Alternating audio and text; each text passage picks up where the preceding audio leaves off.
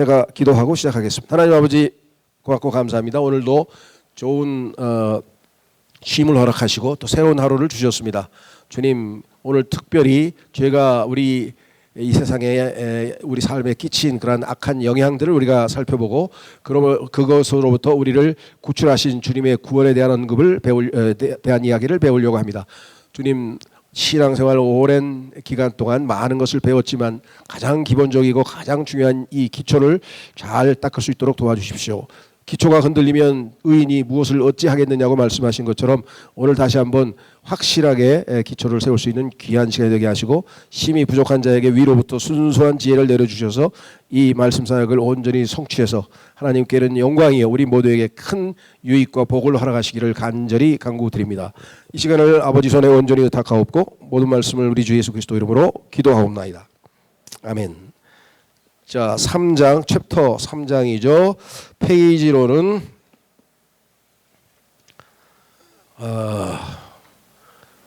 45페이지. 페이지로는 45페이지고요.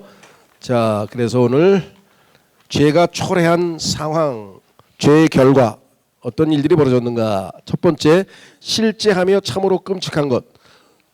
죄는 개념이 아니고 관념이 아니고 실제한 것이고 그 죄가 초래한 상황이 얼마나 끔찍한가 다시 한번 확인해 보도록 하겠습니다.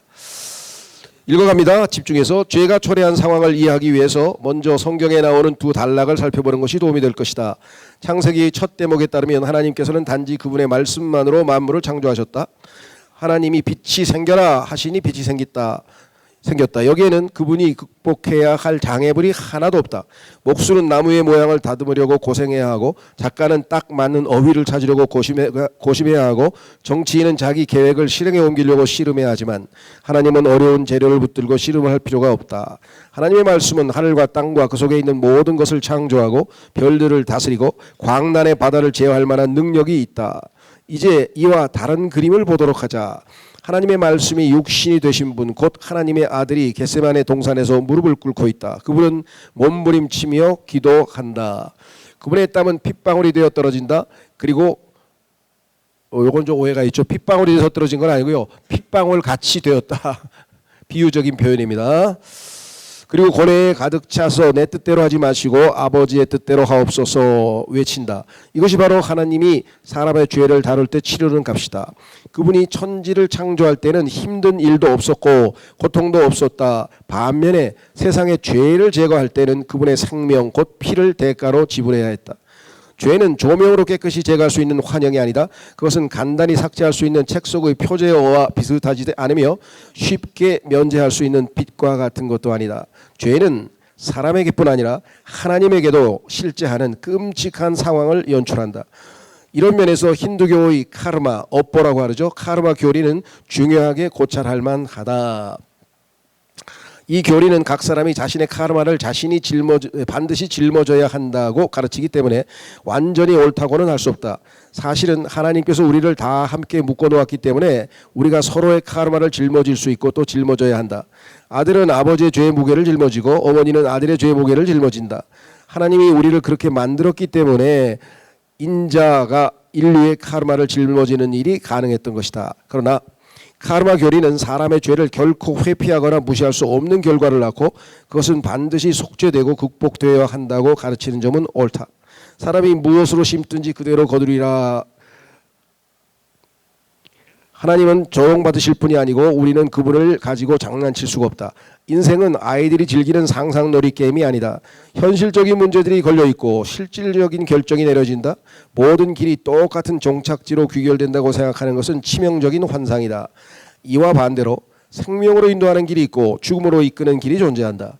죄값은 사망이다. 이는 모든 사람이 예외 없이 조만간에 배워야 할 진리다.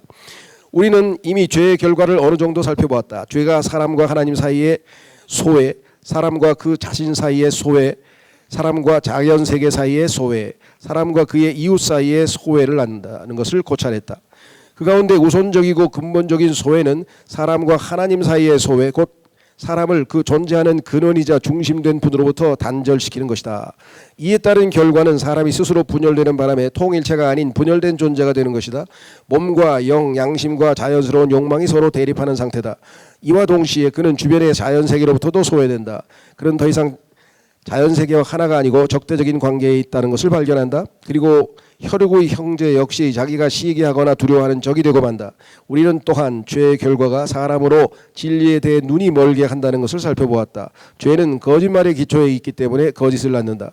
죄가 사람의 양심을 타락시키고 진리를 보지 못하게 하면 그는 스스로 선한 일이라고 확신하면서 악한 일을 저지르고 마침내 하나님의 아들을 살해하는 자가 되고 만다.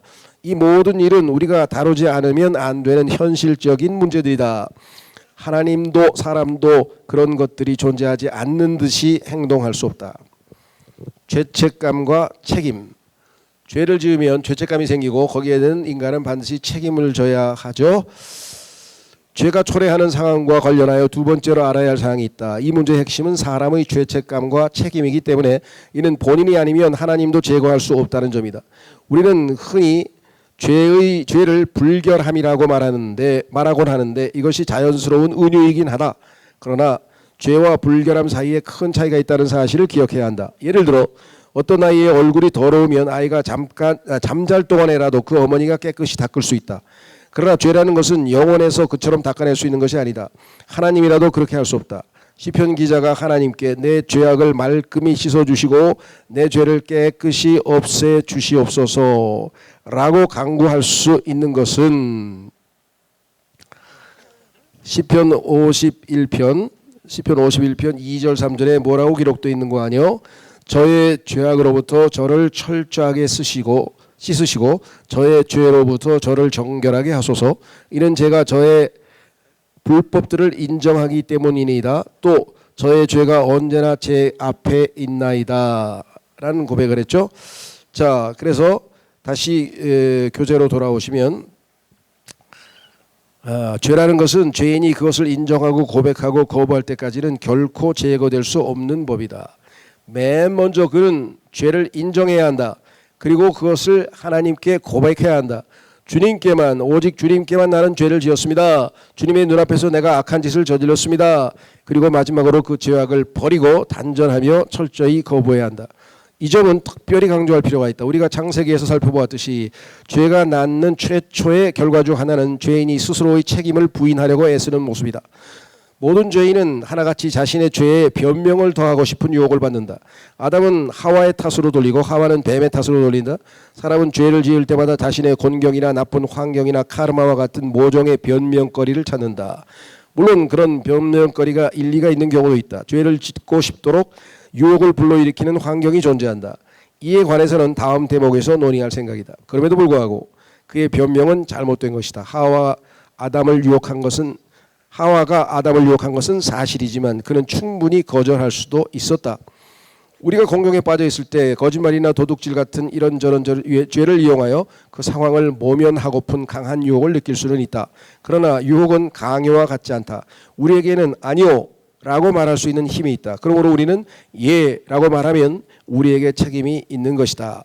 이 책임이야말로 하나님이 창조하신 인간 본성의 핵심 요소다. 그래서 유명한 그 독일의 철학자인 임마누엘 칸트가 인격이란 책임을 질 수 있는 존재다. 자기가 한 것에 대해서 인정을 하고 잘못했다고 해야 되는데 오늘날은 책임지는 사람이 아무도 없잖아요. 그렇죠? 제일 인간에게 참 우리가 실망하는 것은 자기가 저지른 그것에 대해서도 인정하지 않고 그걸 받아들이지 않는 모습이죠. 하나님이 창조하신 다수의 피조물은 그저 본성의 강요에 따른 행동할 뿐이다.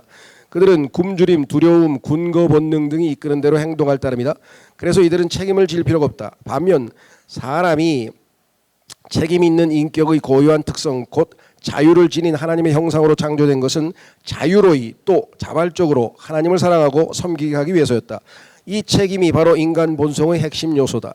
사람은 이런 자유가 있기 때문에 죄를 범할 수 있는 것이다. 동물은 죄를 짓게 하는 게 불가능하다. 죄라는 것은 인간에게 특별히 주어진 자유의 선물을 오용하는 것이기 때문이다. 내가 죄를 짓고 싶은 어떤 유혹을 받았든지 얼마나 많은 사람들이 똑같은 죄를 범한 잘못이 있든지 간에 내가 지은 죄에 대한 책임은 오직 나에게 있는 것이다. 그리고 내가 죄를 인정하고 책임을 받아들여 그것을 고백할 때에만 내 죄는 제거될 수 있다. 하나님이라도 내 의지와 별개로 나를 대신해 그렇게 할 수 없다. 그리고 설령 내가 회개하더라도 그것만으로는 내 죄를 제거하기에 충분하지 않다. 내 죄는 이미 알려진 결과들을 낳기 시작했고 이는 내가 회개한다고 멈출 수 있는 게 아니다. 유다는 예수를 배신한 것을 통렬히 후회했지만 그것이 십자가의 죽음을 멈추게 하지 못했다. 만일 내가 나쁜 말을 했거나 비방하는 소리를 퍼뜨렸다면 비록 내가 진심으로 그것을 회개했다 하더라도 그 소리는 계속 입에서 입으로 퍼져나가서 오랫동안 사람들의 마음에 해독을 끼칠 것이다. 내가 나의 죄에 대해 생각할 때 오로지 나 자신의 회개와 용서만 생각하는 것으로는 충분하지 않다. 나는 내 죄가 다른 사람들의 삶에 미친 무한한 결과, 심지어는 내가 알지도 못했던 많은 이들에게 끼친 상처에 대해 생각하지 않으면 안 된다. 그리고 무엇보다도 내 죄가 하나님께 어떤 영향을 미치는지 생각해야 한다. 오직 주님께만 나는 죄를 지었습니다. 나의 죄는 하나님의 자애로운 마음에 고의적인 상처를 입힌다. 내가 아무리 회개하더라도 그 사실을 지울 수는 없다. 이 모든 끔찍한 결과들을 어떻게든 다루지 않는 한 죄는 제거될 수 없다. 공동의 죄책, 인류 모두가 다 공동으로 지니고 있는 죄에 대한 책임과 그다음에 유혹에 어떻게 반응하는가에 따라서 죄를 지을 수도 있고 안 지을 수도 있죠. 이제까지 우리는 죄에 대한 개인적인 관점에서 개개인이 짓는 죄에 대해 살펴보았다. 하지만 우리 인간의 삶은 가족과 민족, 국가와 사회같이 집단을 이루며 영위된다. 우리는 홀로 살지 않으며 홀로 죄를 짓지 않는다. 국가와 사회로서 우리는 중대한 죄를 많이 범한 공동의 책임을 안고 있다. 이런 죄들은 우리가 보통 잘 의식하지 않는 것들이다. 만일 내가 주변의 여론에 반하는 죄, 예컨대 어느 집에 침입하여 보석을 훔치는 것을 짓는다면 여론이 나를 비난할 터이고 나의 양심도 아마 나를 아주 심하게 비난할 것이다. 만일 내가 아주 흔한 방식으로 똑같이 도둑질이라는 죄, 내가 실제로 쓴 비용보다 더 많이 출장 수당을 신청하는 것을 범한다면 나의 양심이 나를 아주 심하게 비난하지는 않을 것이다. 그러나 나는 똑같은 죄책을 안고 있다. 그리고 너무나 흔해서 우리가 거의 죄라고 생각하지 않는 죄들도 있다. 이를테면 비위생적 습관으로 전염병을 퍼뜨리는 것 같은 죄다. 이런 죄들 역시 질병과 죽음과 슬픔을 수확하기 때문에 나에게 책임이 있는 것이다. 그런데 많은 경우에 우리는 어느 한 사람에게 모든 책임을 떠넘길 수가 없다.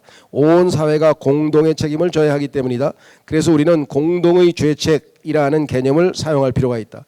가장 무서운 행태의 죄악들 중에 이 범주에 속하는 것이 많다. 그러니까 한 개인이 범하고 모든 선한 사람들이 비난하는 죄악이 아니라 모든 사람이 연루되어 있지만 극소수만이 죄책감과 책임감을 느끼는 그런 죄악들 말이다. 그리고 이후 17에서 18세기 동안 기독교 국가들에서 노예제가 계속 유지되어 왔지만 아무도 그것을 잘못이라고 생각하지 않았다. 그러나 이 관습은 잘못된 것이었고 그 제도는 죄가 항상 초래하는 슬픔과 고통과 죽음을 수확했다. 이는 사회가 공동으로 책임져야 할 죄악이었다.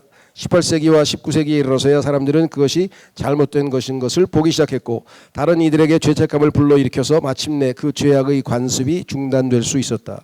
우리는 이 공동의 죄책이라는 개념을 인류 전체에 적용할 필요가 있다.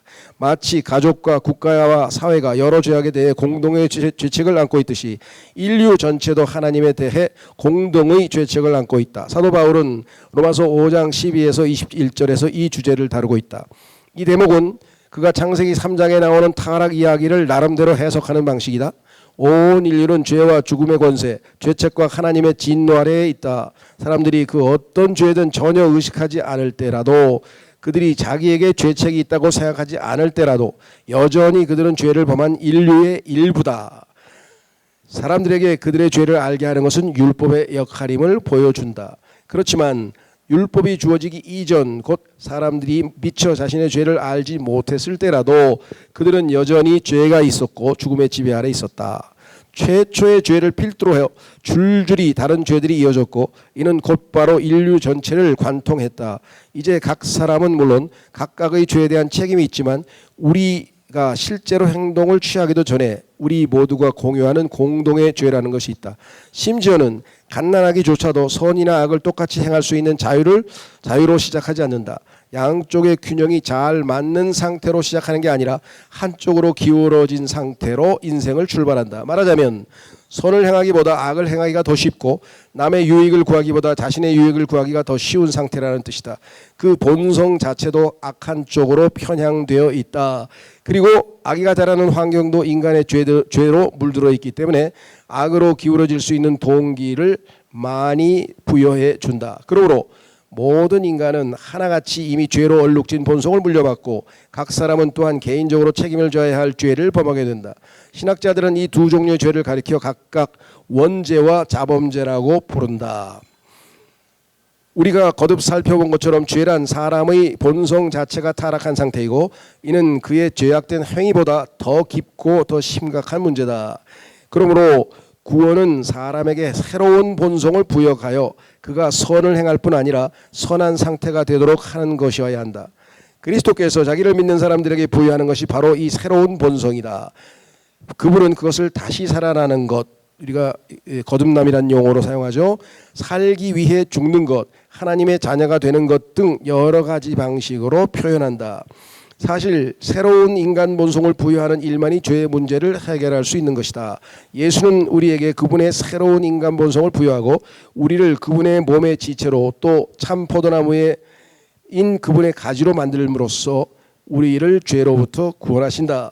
그래도 사도 바울은 그분을 마지막 아담으로 곧 죄의 율법에서 해방되어 은혜의 법 아래로 살게 된 새로운 인류의 필두로 묘사하는 것이다. 그래서 우리가 단순히 구원이라고 하는 것이 죄만 멸하고 형벌만 멸하는 것이 아니라 새로운 생명이 우리에게 들어오고 그 새로운 생명은 우리에게 새로운 본성을 제공하죠. 죄의 본성이 아니라 성경에서는 이거를 신성한 본성이라고 그랬죠. 하나님의 성품. 그래서 이것을 베드로후서 1장에서 우리에게 하나님께서 그것을 주셨기 때문에 이제 내 결정에 따라서 내 안에 있는 육신, 소위 말하면 죄를 따라서 아담의 타락한 본성대로 살 것인가, 내주하시는 성령을 따라서 새로운 생명, 새로운 본성을 따라 살 것인가, 이 결정권을 쥐고 있는 것이 우리라 이거죠. 내가 어느 쪽으로 기우느냐에 따라서 우리가 하나님께 영광을 돌릴 수가 있고 아니면 정반대로 하나님을 슬프게도 할 수 있는 것입니다. 그러니까 얼마나 우리가 중차대한 임무를 지고 있는 것인가 한번 잘 생각해 보십시오. 나의 행동 하나에 따라서 하나님께서 기뻐하실 수도 있고 슬퍼하실 수도 있다. 창조주께서. 우리 모두가 물려받는 이 타락한 인간 본성 때문에 유혹이 그토록 큰 힘을 발휘하는 것이다. 개개인이 자범죄를 짓기 전에도 언제나 죄를 짓고 싶은 유혹이 있기 마련이다. 악한 행위가 발생하기 전에 악의 유인이 있다는 말이다. 그러면 이 유인은 어디서 오는가? 보통은 그런 유인이 근원을 추적할 수가 있다. 다른 사람의 악한 조언, 타인의 나쁜 본보기, 우리가 읽은 책의 제안 혹은 우리가 본 그림 같은 것들이다. 한 사람이 자기 마음에 대화나 독서나 그림으로 말미암아 악한 생각이 가득 차도록 허용할 경우 그가 어려움에 처하면 분명히 그 생각들이 그에게 유혹으로 다가올 것이다. 그가 예전에 지은 죄들은 유혹의 강도를 더 높일 것이다. 그러나 이렇게 응답하는 것만으로는 충분하지 않다. 만일 내가 받는 유혹이나 내 자신이나 타인이 범한 예전의 죄에서 내가 물려받은 원죄에서 온다면 내가 최초의 유혹은 어디에서 왔던 것인가? 성경 이야기에 따르면 하와를 유혹한 것은 바로 뱀이었고 성경이 직접적으로 말하지는 않지만 뱀은 사탄과 동일시하는 것이 보통이다.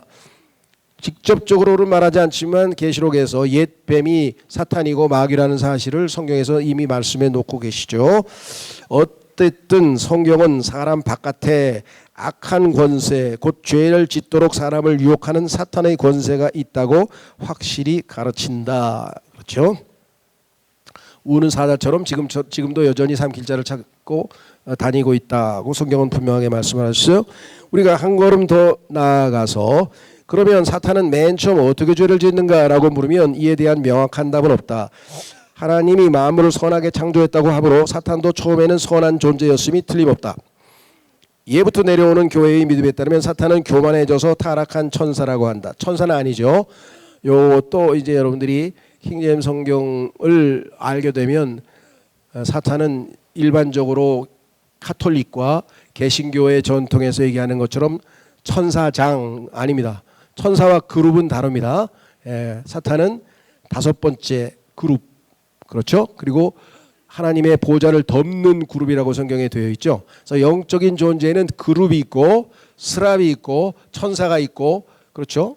이렇게 종류가 다양하기 때문에 이것에 대해서 조금 더 성경적으로 자세히 알고 싶으신 분들은 저희 교회에서 출간한 영의 세계라는 책이 있어요. 영의 세계, 라킨이라고 하는 분이 쓴 책 중에 영의 세계, Spirit World라고 하는 책이 있는데 그 책을 다 읽어보시면 영의 세계에 대해서 성경적인 정확한 정보를 얻을 수 있습니다. 그래서 타락한 천사는 아니고요, 그룹이죠, 그룹.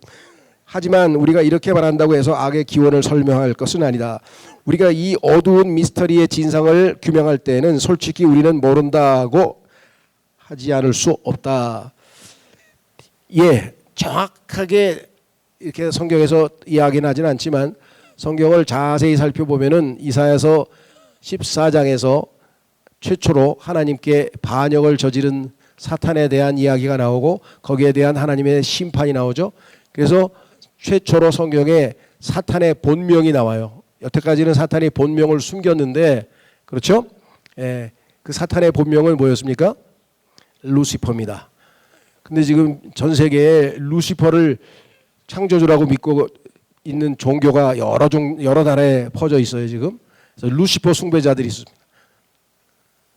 자, 그래서 그 루시퍼가 하나님께 반역을 했고 하나님께서 거기에 대해서 심판을 했고 에스겔서 28장에서 어떤 존재인지 사탄에 대해서 자세하게 설명을 했기 때문에 우리가 성경을 그냥 그저 좀 피상적으로 읽으면 정확한 정보를 모르지만 아까도 얘기했던 그 영의 세계에 보면은 그 문제에서 자세하게 설명을 해 놓았습니다.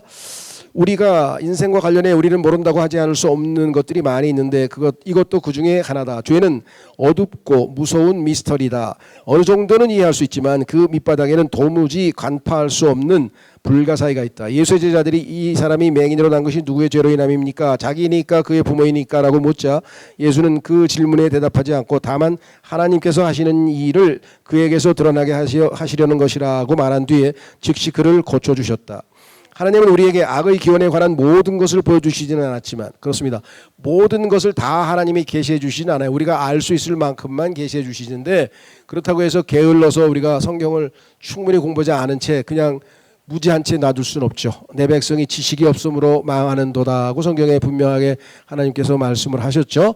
그래서 이 지식을 알아가는 데서 자라가라고, 성장하라고 또 성경에서 우리를 독려하고 있습니다. 하나님께서 알 수 있는 것까지는 알려주셨는데 그거를 넘어서는 호기심은 잘못된 것이죠. 하나님은 우리에게 악의 기원에 관한 모든 것을 보여주시는 않았지만 악을 이기는 그분의 구원 사역을 보여주셨다. 이제 이 주제에 주목할 때가 되었다. 자, 이 모든 상황에서 인간의 무능력, 아무것도 할 수가 없다. 인간은 이 상황에서. 그래서 제일 중요한 것은 스스로는 죄에서 구원을 할 수 없다. 죄란 인간 본성의 중심이 타락한 상태며 이 타락이 온 인류를 관통해서 퍼져 있다는 것을 살펴보았다. 인류의 어떤 부분도 죄로부터 자유로워서 나머지 부분을 나아지게 할 수 있는 곳은 없다. 인간 본성의 어떤 부분도 죄로부터 자유로워서 그 자신을 구원할 수 있는 곳은 없다. 그 이유는 이미 설명한 내용으로부터 충분히 알 수 있을 것이다. 인간 본성의 중심은 의지이고 죄를 지을 것인가 말 것인가, 하나님을 따를 것인가 마귀를 따를 것인가, 할 것인가 말 것인가. 그렇죠. 모든 것은 인간의 마음의 결정에 따라서 이루어지잖아요. 그렇죠. 하나님께 등을 돌린 것도 바로 그 의지다. 사람이 죄로부터 자유로워지고 하나님과 화해하고 하나님이 거룩해지듯이 거룩해지고 싶은 욕망이 있다 하더라도 그 욕망은 이미 죄의 핵심인 이기심에 의해 타락한 상태다. 사람은 자기 자신을 위해 이런 것들을 바라는 것이다. 이 욕망의 결과는 그런 목표를 실현하기 위한 거대한 종교 제도들, 도덕 체계들, 인간의 온갖 이념들과 운동들을 통해 드러난다. 그런데 이 모든 것은 사람의 자만심과 이기심을 전달하는 수단이 된다. 신약 성경에서 이 점을 가장 뚜렷이 볼 수 있는 대목은 종교 지도자들과 도덕 선생들, 제사장들, 서기관들, 율법 교사들, 바리새인들이 바로 예수를 죽이는 살해자가 되는 장면이다. 스스로를 구원하려는 인간의 노력이 가장 끔찍한 형태의 죄가 되는 모습이다. 자기의야말로 하나님의 사랑과 상충되는 가장 무서운 죄다. 나중에 여러분들이 그 욥기라고 하는 책을 이제 뭐 공부를 하신 분도 있고 잘 아실 텐데, 욥기에서 욥이 가지고 있는 문제는 죄가 아니었어요. 욥의 문제는 의였어요. 의. 그러니까 욥이 하나님 보시기에도 아주 의로운 자였어요. 그래서 의로운 자 명단에 욥, 다니엘, 그다음에 누군가요? 아브라함인가요? 노아, 죄송합니다. 욥, 다니엘, 노아 세 사람은 자기 의로 자기를 구원할 수 있을 만큼이라고 구약적 의미에서 그렇게 말씀을 하셨죠. 그 사람들이 예수님의 보배로운 피가 필요하지 않다는 얘기가 아니라 구약에서 봤을 때 하나님께서 그들의 개인적인 의를 인정할 정도의 수준인데도 불구하고 욥이 가장 심한 고난을 당했다. 무엇을 의미하는가? 하나님 앞에서 가장 정말 하나님을 받아들이지 못하는 것은 자기 의죠. 그래서 욥이 내가 이렇게 올바르게 이렇게 하나님을 따라 이렇게 율법을 지키고 이렇게 완전하고 완벽하게 살았는데 왜 하나님은 나를 이렇게 고통을 주시는 거죠? 여기에 문제가 있다 이게. 의롭게 살고 올바르게 살고 똑바로 살고 뭐 다 칭찬받고 훌륭하게 산 것은 좋은데 내가 이런 사람이야 라고 속으로 생각하는 순간에 하나님을 제끼고 자기가 영광을 받아버리시는 거예요. 이 문제가 욥에게 있었던 건데, 이 문제를 가장 깊숙한 욥의 그 본질의 그 깊은 곳에 숨겨져 있는 죄를 들춰내려면 사탄의 시험을 하나님께서 허락하시는 수밖에 없어요. 그래서 욥이 나중에 저 밑에 숨겨져 있는 자기의 의를 완전하게 확 드러내는 장면이 욥기 31장이에요. 근데 그게 욥의 간증이에요. 나 이렇게 살았거든.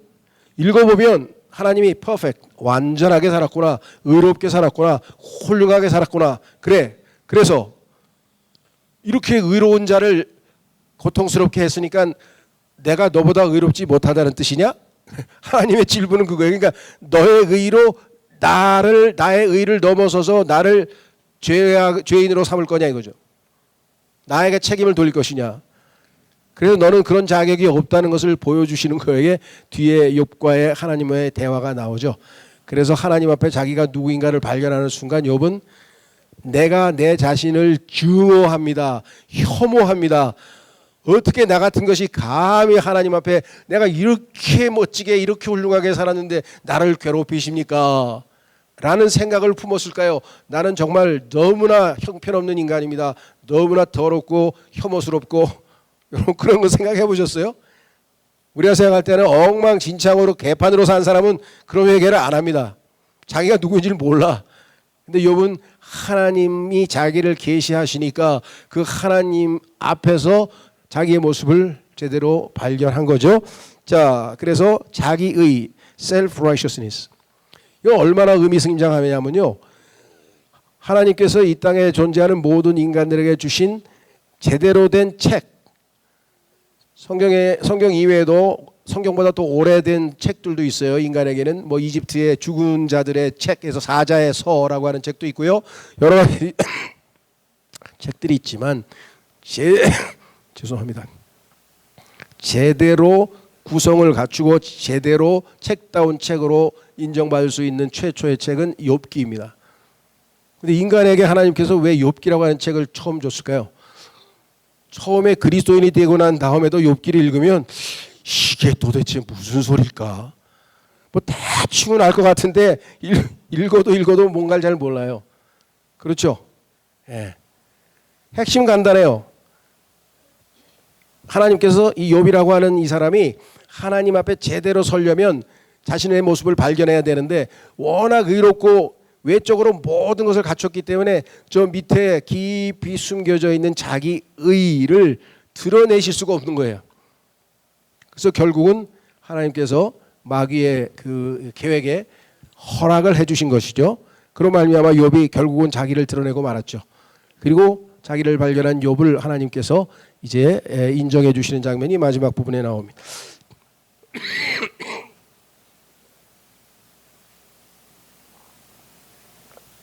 자, 그래서 자기 의야말로 하나님의 사랑과 상충되는 가장 무서운 죄다. 자기 의를 가장 많이 드러낸 개인, 인디비주얼, 개인은 욥이고요. 그 욥은 이스라엘 백성을 상징적으로 예표합니다. 그래서 이 세상에 있는 모든 민족 중에서 자기 의를 가장 드러내는 민족이 이스라엘이에요. 이스라엘은 하나님의 의이신 예수님을 거부하고 우리는 율법을 지키는 율법을 가진 민족이라 그래가지고 이방인들을 아주 우습게 생각하고 자기 의를 드러냈죠. 그래서 하나님의 의 대신에 자기 의를 내세운 사람 이스라엘 백성을 예표하는 욥. 그래서 욥도 고난과 고통을 통해서 하나님 앞에 자신을 찾았듯이 이스라엘도 지금 지난한 고난 가운데 지금도 여전히 하나님의 다루심 훈련을 받고 있는 중이죠. 예수 그리스도께서 재림할 때 그들이 드디어 모든 사람들이 다 집단적으로 회개하는 장면이 스가랴서 12장에 나와 있죠. 그것도 하나님께서 기도와 간구의 영을 부어 주셔서 이제 그들이 회개하고 메시아이신 예수님을 수용하고 받아들입니다. 자, 그래서 계속 이어가겠습니다. 죄 많은 인간은 이런 처지에 놓여 있다. 하나님의 율법이 사람의 양심과 위대한 종교 지도자들과 예언자들의 말씀을 통해 그에게 주어졌기 때문에 그는 자신이 죄인이라는 것을 적어도 어느 정도는 알고 있다. 그러나 그는 스스로를 죄에서 구원할 수 없다. 그가 죄를 범한 대상인 하나님 말고는 어느 누구도 그를 구원해 줄 수 없다. 그러므로 모든 것은 다음 질문에 대한 답변에 달려 있다고 할 수 있다. 과연 하나님은 사람을 그의 죄에서 구원하시는가? 하지만 우리가 던져야 될 질문은 하나님은 어떻게 사람을 그의 죄에서 구원하실 수 있는가이다. 우리가 이미 살펴본 대로 죄의 문제의 핵심은 사람에게 책임이 있다는 것이고 사람은 외부에서 오는 전능한 권세의 행위로 그의 죄에서 해방될 수 없는 법이다. 하나님이라도 어머니가 자녀의 얼굴에서 더러운 것을 닦아내듯이 사람의 죄를 제거할 수 없다. 죄를 짓는 죄는 사람의 의지가 죄송합니다. 죄는 사람의 의지가 타락한 상태이므로 사람의 의지에 변화가 있을 때에만 제거될 수 있기 때문이다. 사람의 의지에 변화가 있을 때 이것을 우리가 뭐라고 얘기합니까? 회개라고 하는 거예요. 회개. 사람의 의지에 변화가 있다는 얘기는 내가 내 뜻대로 내 인생 내가 산다. 천생천하 유아독존 나는 내 인생 내가 주인이다 하고 살아가다가 그게 아니고 하나님께로 돌이켰잖아요. 변화가 일어났죠. 그래서 하나님 쪽으로 방향을 트는 것. 돌이킨다는 게 바로 회개라는 단어의 의미라고 했죠. 자,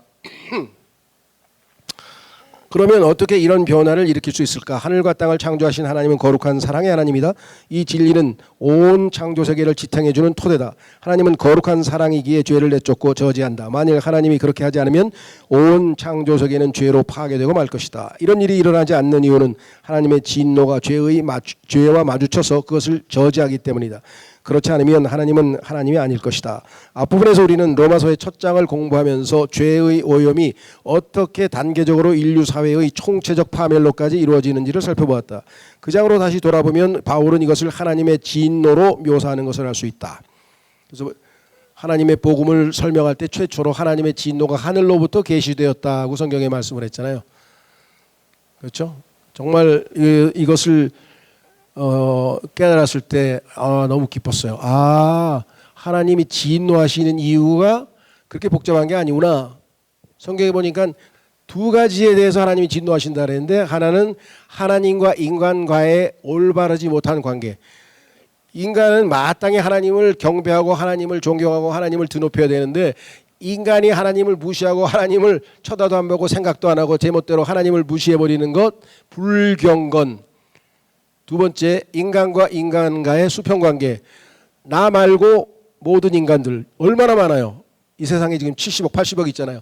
그 모든 사람들이 내가 나를 사랑하듯이 그죠? 너 자신과 같이 사랑하라고 했는데 사랑은커녕 경쟁 상대로 생각하고 때로는 비호하고 때로는 멸시하고 때로는 조롱하고 때로는 우습게 완전한 불의. 이거를 옳지 않다 하나님께서 이걸 불의라 그랬어요.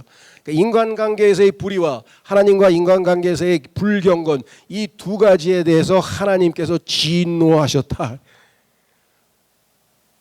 그러면 여러분과 제가 구원받고 하나님의 자녀가 되면 제일 먼저 생각해야 될 게 뭡니까? 나는 이제 죽었다 해도 하늘나라 가는구나. 지옥에 안 가는구나. 야 편하다. 이제 실컷 내 마음대로 살아보자. 그겁니까?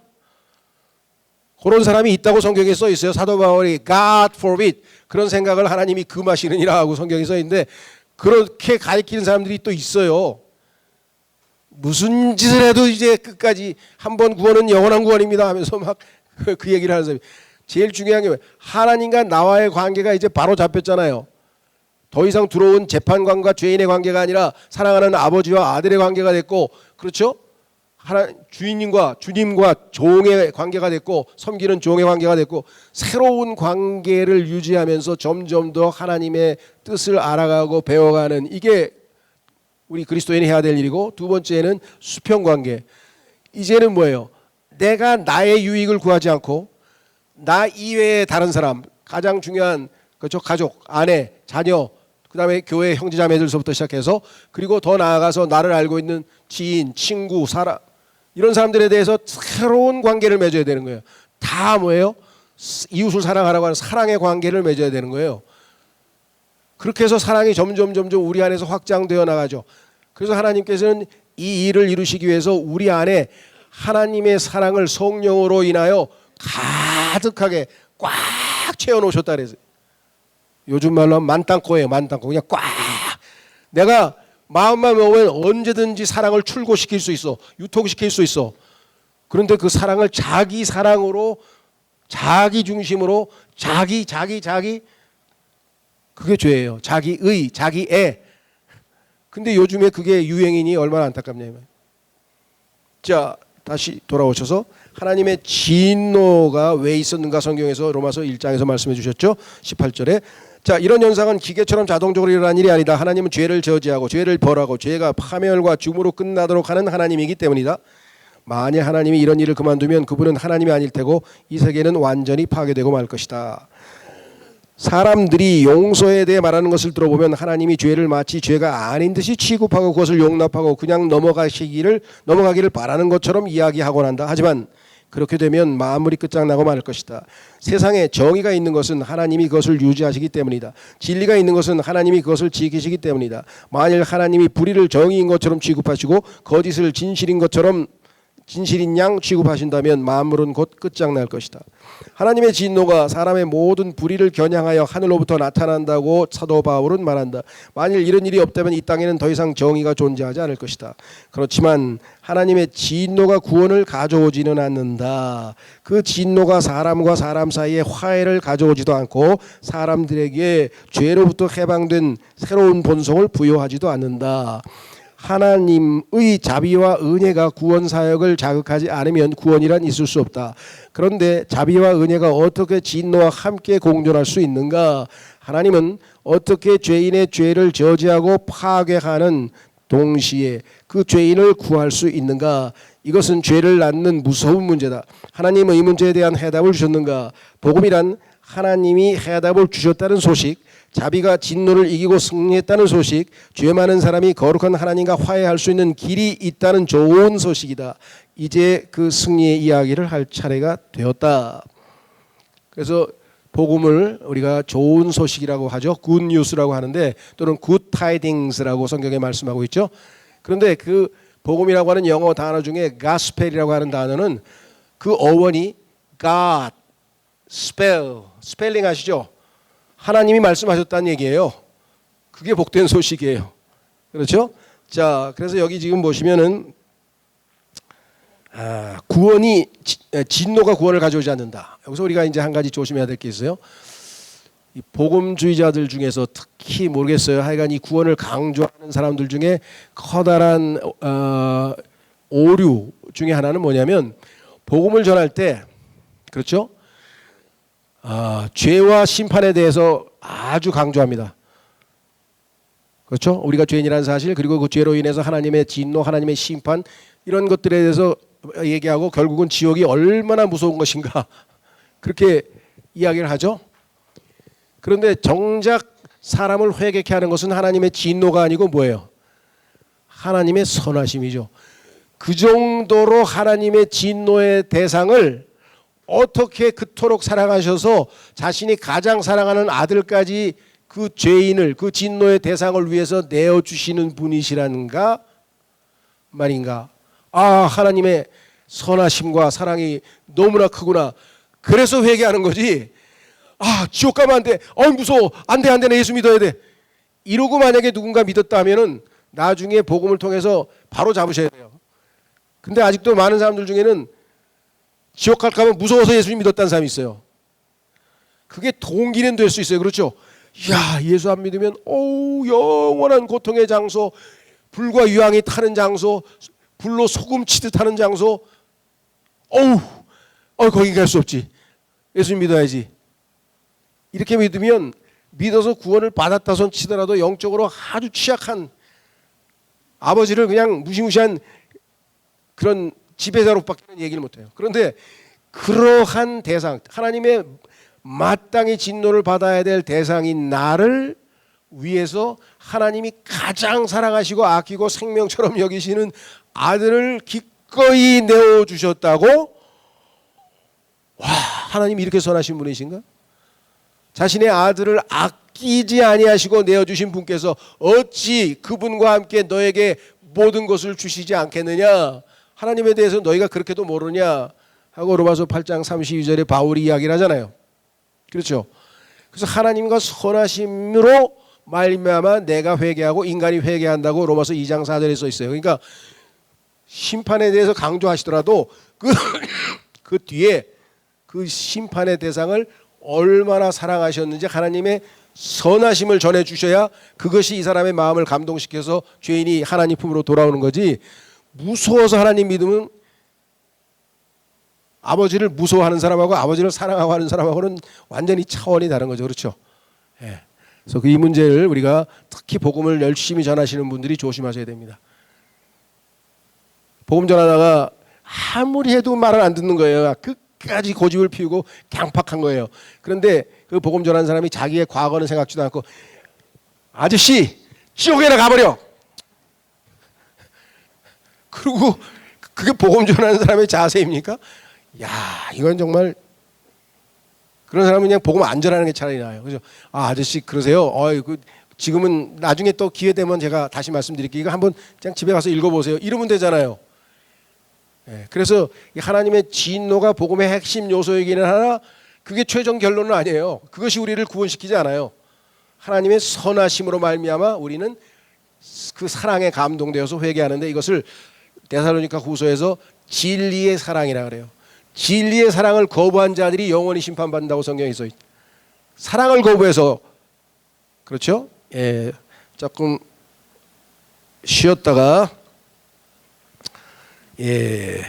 구원자의 사역에 대해서 좀 살펴보려고 합니다.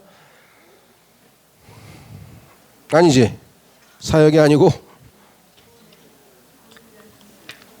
이제 구원에 대한 준비, 하나님께서 어떻게 인간을 구원할 것인지 계획을 짰는데 그 계획을 이미 잘 배우고 아시지만 10분 쉬었다가 우리 10시 반에 모이겠습니다.